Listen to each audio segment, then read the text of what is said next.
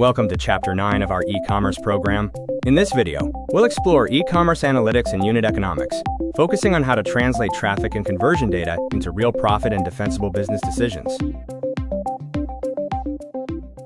Let's start with an opening story. A New York meal kit company scaled rapidly, reaching the stock market, but soon lost almost all its value. The issue wasn't sales volume.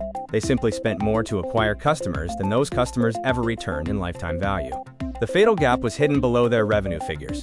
With a customer lifetime value of only $60 against a customer acquisition cost of $140, each new customer actually amplified their losses.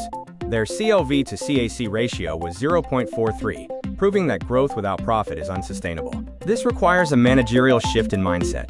Don't just ask how much did sales grow. Instead ask, how much economic value did that growth create, and what should we do next? This framework takes you from reading data to making data-driven decisions. By the end of this module, you will be able to build a KPI tree, compute essential metrics like conversion rates and contribution margins, diagnose performance changes, and decide on the best options for your business while managing risk. Part 1 of this chapter focuses on decision metrics. Our goal is to select measures that truly reflect economic reality, rather than choosing metrics that might look impressive but don't inform strategy.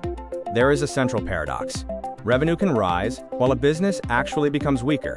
For instance, if your advertising costs rise significantly faster than your revenue, your profit shrinks. The core test is, for every $100,000 in sales, how much does the business actually keep? When evaluating metrics, distinguish between vanity and actionable data. An actionable metric triggers a specific decision. Use this quick test. If a metric falls by 20%, would you know exactly what to do? If not, it's likely a vanity metric. Remember Goodhart's law. When a measure becomes a target, it ceases to be a good measure. If you set a target for conversion rate alone, you might incentivize deep discounts that destroy your margins. Always optimize the target while protecting the overall system. To prevent this, every target metric needs a guardrail. If you target AOV, watch your gross margin. If you target conversion rate, watch your contribution per order.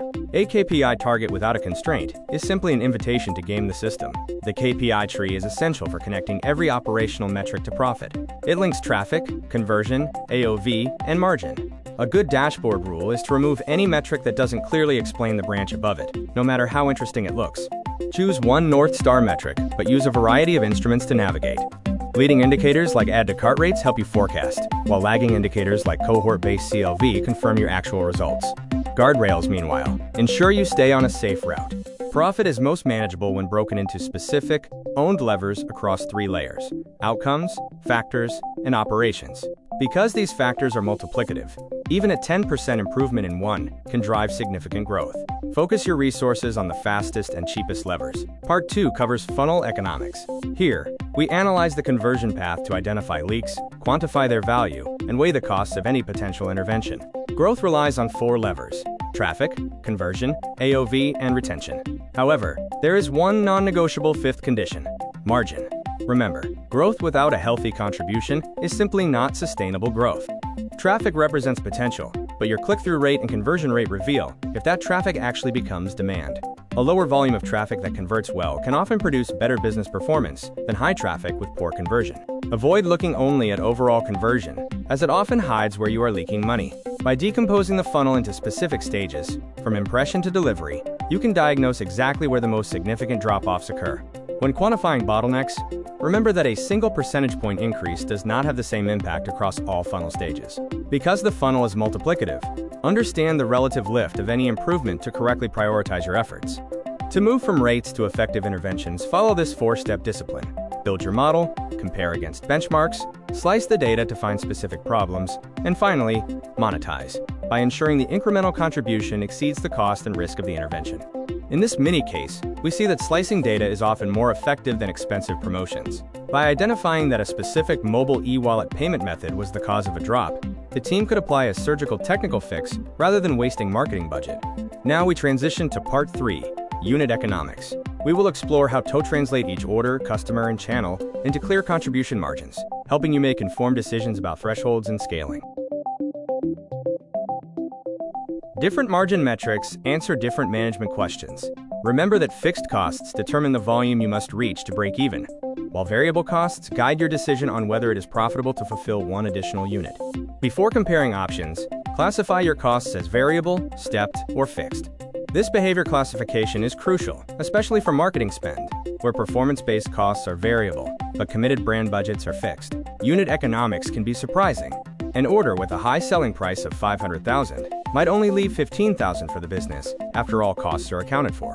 This tiny margin highlights how important it is to track every expense. Using a full, detailed worksheet prevents the omission of costs, like returns provisions, that could easily reverse your decision. A clear management number, based on total unit profit, becomes the foundation for your break-even and scaling strategies. Your unit economics worksheet should produce 3 vital operating boundaries: break-even volume, CAC ceiling, and ROAS floor. These aren't just descriptive KPIs. They are your firm's stop-or-go thresholds for making critical business decisions. Sensitivity analysis reveals which cost lines are most dangerous to your model. As you scale, be aware that acquisition costs, returns, and discount intensity often rise, which can rapidly erode your unit profit. In marketplace economics, a high GMV can be misleading. A $3 billion GMV might result in only $240 million in contribution. Always look at the percentage of net sales to understand how thin your margin buffer truly is. Finally, do not mix your orders, customers, and revenue metrics. CPO, CAC, and ROAS answer very different questions. A high ROAS can still mask a business model that is losing money on every transaction, so always calculate the final contribution. We've discussed unit economics, but what about the return on ad spend? Remember, there is no single universally good ROAS. A campaign might break even at a 4x ROAS with one margin, yet destroy value at a 10x ROAS with another. Crucially, distinguish between attribution and incrementality. Attribution simply assigns credit to a channel or touchpoint. Incrementality proves causation. What revenue would not have occurred without that intervention? Don't just take credit for demand that existed anyway. Now let's look at part 4, customer and channel economics. To succeed, you must analyze acquisition together with retention and evaluate channel revenue alongside its specific costs and repeat purchase behavior. CAC becomes meaningful only when paired with lifetime contribution. Focus on your CLV, the total value a customer brings over time, and the payback period. How quickly does the cumulative contribution repay the original cost of acquisition? Cohort analysis is your primary tool for understanding retention. It shows if newer customers are becoming more valuable over time. When defining retention, be precise. Are you measuring logins, visits, or actual purchases? Purchase retention links most directly to cash flow. Use the RFM framework to turn customer history into actionable retention strategies. Measure recency to see how long ago they bought, frequency to track their order count, and monetary value to identify the contribution they generate. Be careful when comparing channels. The same revenue on different platforms can hide vastly different economics. One channel might have lower acquisition costs and better repeat rates, while another serves as a discovery tool. Always weigh the future potential against the current costs. Creator commerce requires a focus on contribution, not vanity metrics like views. Optimize all the way through the funnel, from clicks to orders to delivery, and finally to realized contribution and repeat business. Never overlook the return rate. Returns are a major profit killer, affecting revenue, logistics, service costs, and future retention. Analyze returns by creator, SKU, and delivery carrier to identify and fix the underlying causes. We finish with part 5, AI, dashboards, and decision-making. AI can drastically accelerate your analytical speed, but it cannot replace evidence. Always require traceable data and human verification to turn AI outputs into reliable strategy. Measure AI success by incremental profit, not by attributed sales. If an AI tool claims $20 billion in sales, compare that against your baseline. Only the incremental profit, minus the AI's own operational costs, represents real business value. A decision dashboard should answer 3 critical questions. What happened? Why? And what should we do next? Stop building dashboards that only look good. Ensure they provide a diagnostic chain that leads directly to an informed decision. If revenue rises but contribution falls, don't just react blindly by cutting or increasing spend. Diagnose the specific leaks.